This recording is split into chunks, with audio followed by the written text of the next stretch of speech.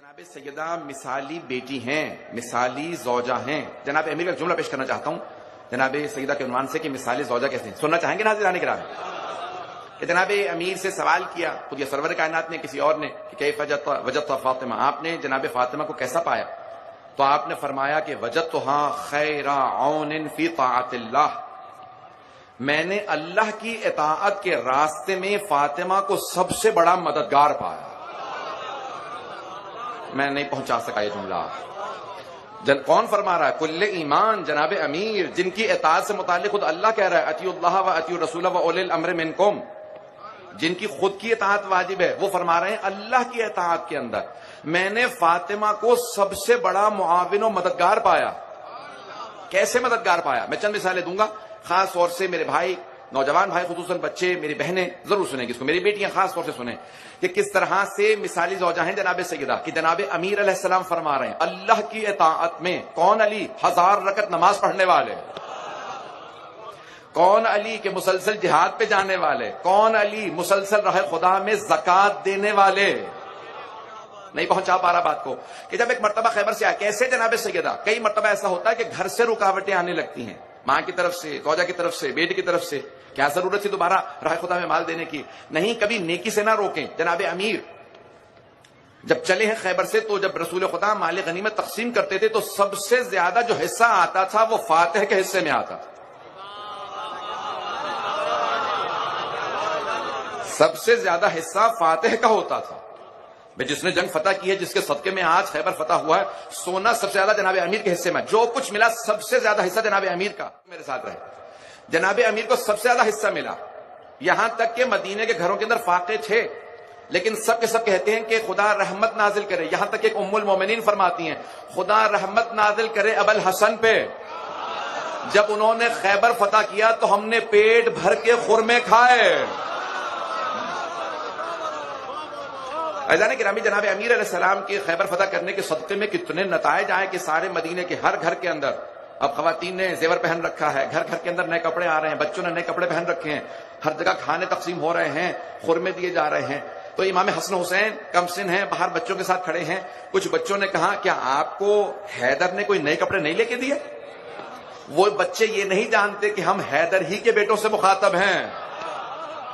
اگر توجہ ہو، انہیں نہیں معلوم تھا حسن حسین جناب امیر علیہ السلام کے ساتھ لاتے ہیں. کیا کوئی حیدر ہے جس نے خیبر فتح کیا ہے؟ ہر گھر کے اندر بچوں کے لیے نئے کپڑے آئے ہیں، مستورات کے لیے کپڑے آئے ہیں، زیور آیا.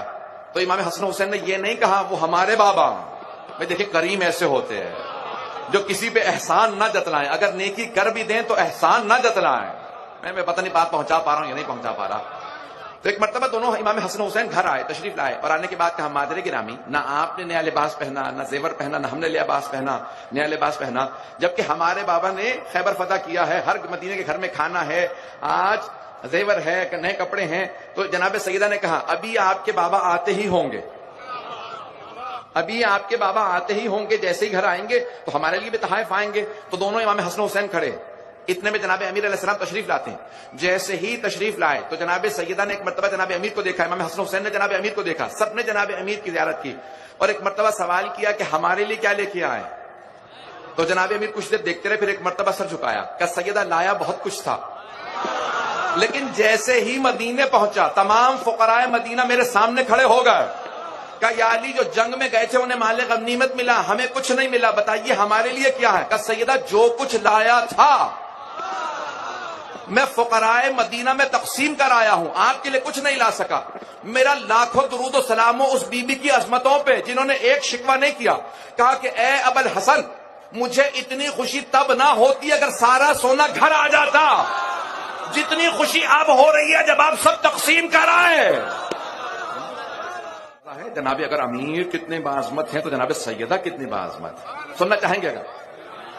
عزیزان گرامی، اب یہ اللہ کی راہ میں اطاعت کے اندر کتنا زیادہ انسان کو معاون مددگار ہوتا ہے. گھر انسان کا اگر مرتب ہے، گھر کی طرف سے انسان پرسکون ہو. جناب امیر فرماتے ہیں جنگ کا لطف بھی تب آتا ہے جب گرمی کی شدت نہ ہو، پیاس زیادہ نہ ہو اور گھر سے سکون ہو. گھر سے سکون ہو.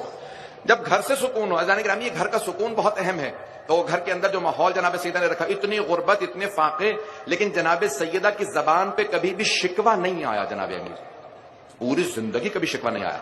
اور ایک بہت ضروری چیز، عزیزان گرامی بی بی اپنی آخری وصیت میں جناب امیر سے کہتی ہیں، اے ابو الحسن اللہ نے دنیا اور آخرت میں مجھے آپ کے لیے بنایا، لیکن اے ابو الحسن میں نے اپنی طرف سے پوری کوشش کی کہ ہمیشہ آپ کو خوش رکھوں، اور میں نے اللہ کی اس خوشنودی کی خاطر جتنی بھی زحمتیں اٹھائیں میں نے آپ کی خاطر اٹھائیں. تو جناب امیر نے کہا میں گواہی دیتا ہوں کائنات میں اور کوئی ایسی بیوی نہیں ہو سکتی جیسا اللہ نے آپ کو خلق کیا ہے. آپ نے ان مراحل میں میرا ساتھ دیا جب کوئی بھی میرا ساتھ دینے کے لیے تیار نہیں تھا.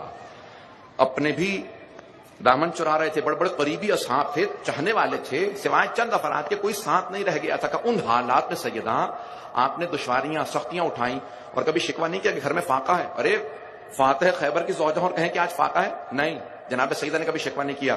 تو پورے گھر کا انتظام جو نظام ہے جناب خاتون پہ چلتا ہے. اسی لیے گھر کو کہتے ہیں گھرستی تب ہوتی ہے جب خاتون خانہ سارے گھر کا ماحول اچھا بنا کے رکھیں. لیکن مردوں پہ بھی لازم و واجب ہے. جناب امیر سارے دن کے کام کر کے آتے، پھر بھی جناب سیدہ سے سوال کرتے میں آپ کے کس کام میں ہاتھ بٹا سکتا ہوں. اس بات پہ مجھے مردوں سے بہت زیادہ داد نہیں ملی. عزیزان گرامی جناب سیدہ سلام علیہ کی سیرت، جناب امیر کی سیرت ہم سب کے لیے اسوہ ہے، مثالی کردار ہے. سننا چاہیں گے اگر تو میں آگے بڑھوں گا. جناب سیدہ کی خوشنودی کے لیے بآواز بلند صلوات پڑھیں گے.